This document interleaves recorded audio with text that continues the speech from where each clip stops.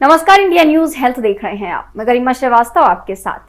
छोटे पर्दे की बहुत कम उम्र की अभिनेत्री तुनिशा शर्मा ने सुसाइड कर लिया। तुनिशा पिछले 15 दिनों से मानसिक तनाव से गुजर रही थी। अलीबाबा के तुनिशा के को स्टार शीजान मोहम्मद खान से उनके संबंध थे, लेकिन फिर दोनों के बीच ब्रेकअप हो गया था। इन सब के बीच वो इस कदर परेशान हो चुकी थी कि उनकी जिंदगी बोझिल बन गई थी। अंदर ही अंदर वो घुट रही थी। उनकी आती जाती सांसें उन पर इस कदर बोझ बन चुकी थी कि वो खुद को खत्म करना चाहती थी। चूंकि शीजान ने तुनिशा का दिल तोड़ दिया था, तुनिशा अपनी मां से ये बात तक कह रही थी कि उसे शीजान चाहिए, लेकिन वो जिसे अपनी जिंदगी समझ रही थी वो उसकी जिंदगी से चला गया था।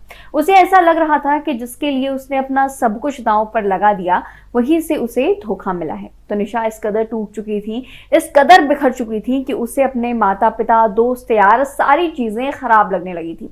उसे ऐसा लगने लगा था मानो ये दुनिया उसकी ना हो। और फिर एक दिन उसने इस जद्दोजहद से लड़ते हुए खुद को मौत के मुंह में ढकेल दिया। अब सवाल ये है कि लोग ऐसे हालात से उबर क्यों नहीं पाते हैं, ऐसे स्थिति में क्यों फंस जाते हैं कि कुदरत के नायाब तोहफे जिंदगी को खत्म कर देते हैं, जबकि ऐसे हालात से निकला जा सकता है। जिंदगी में ढेरों कठिनाइयां आती हैं, ये भी उन कठिनाइयों का एक हिस्सा है, ना कि जिंदगी का अंत कर देना चाहिए। अब ऐसे सूरत में लोग क्या करें, इस पर एक्सपर्ट्स क्या कहते हैं, आज हम यही आपको बताने वाले हैं। इन दिनों आत्महत्या की रोकथाम एक बड़ी चुनौती बन गई है। हर साल अलग अलग उम्र वर्ग के लोग द्वारा उठाए जाने वाला ये कदम दुनिया भर में होने वाली मौत की टॉप 20 वजहों में से एक है। हाल ही में छोटे पर्दे की महज 20 साल की अभिनेत्री तुनिशा शर्मा की मौत के बाद खलबली मची हुई है। तुनिशा ने फांसी के फंदे से झूलकर आत्महत्या कर ली। आखिर आत्महत्या के मामले इतने ज्यादा क्यों बढ़ रहे हैं? क्या इसे रोकना संभव नहीं है? ऐसे ढेरों सवाल इन दिनों लोगों के मन में कौंध रहे हैं। आत्महत्या रोकना अक्सर संभव होता है और एक व्यक्ति खुद इसकी रोकथाम में सबसे अहम कड़ी होता है, क्योंकि वो समाज में एक सदस्य के रूप में, एक बच्चे के रूप में, एक माता पिता के रूप में, एक मित्र के रूप में, एक सहयोगी के रूप में या एक पड़ोसी के रूप में अपनी सजगता से खुद के साथ अन्य लोगों को भी बचा सकता है। सवाल ये भी है कि आत्महत्या की प्रवृत्ति क्या एक मनोरोग है जिसका इलाज होना चाहिए? आत्महत्या की प्रवृत्ति क्यों बढ़ रही है? शिक्षित और समृद्ध समाज में, खासकर युवाओं में, इसकी अधिकता क्यों देखी जा रही है? क्या ये वाकई संसार के दुखों से मुक्ति का विकल्प है? ये कुछ ऐसे प्रश्न हैं जिन पर लगातार मंथन हो रहा है, होना भी चाहिए, क्योंकि बदलाव की राह बातचीत से ही निकलेगी। मनोचिकित्सकों का कहना है कि हर आत्महत्या दुखद होती है, लेकिन हर मामले में कुछ न कुछ रहस्य छिपा होता है। लेकिन हर आत्महत्या के पीछे एक सामान्य वजह होती है, और वो है मन में निराशा की गहरी भावनाएं।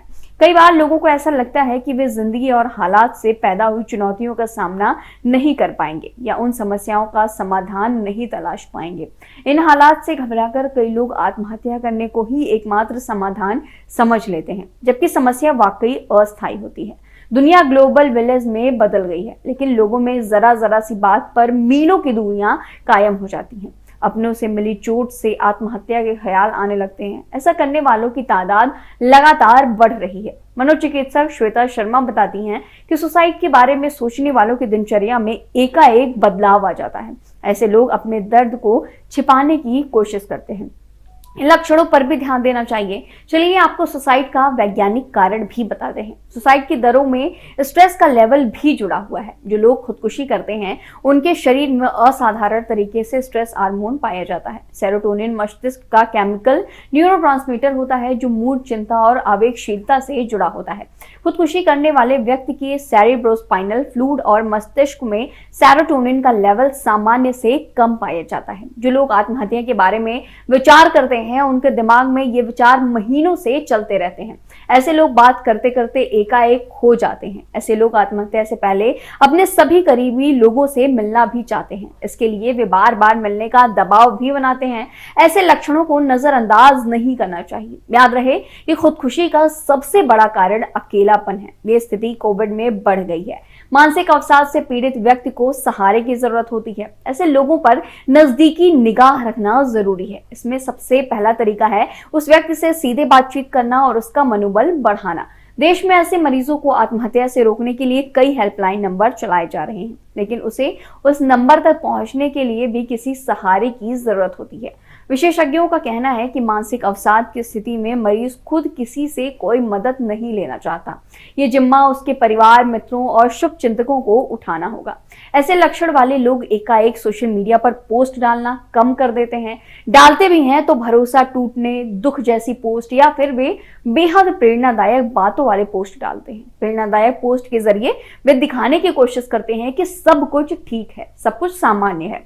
एम्स के मनोचिकित्सक डॉक्टर राजेश सागर ने बताया कि सुसाइड के बारे में सोचने वालों के लक्षण आसानी से पहचाने जा सकते हैं। जो भी व्यक्ति मानसिक परेशानी से जूझ रहा हो, ज्यादा दुखी हो और किसी भी चीज में मन न लग रहा हो, उससे बात जरूर करें। उन्हें अकेला न छोड़ें। बीमार व्यक्ति को मनोचिकित्सक से सलाह लेने के लिए प्रेरित करें। कोरोना के समय में हम समाज से थोड़ा कट गए हैं और अकेलापन ज्यादा महसूस हो रहा है, इसीलिए एक दूसरे से बात करना बहुत जरूरी है।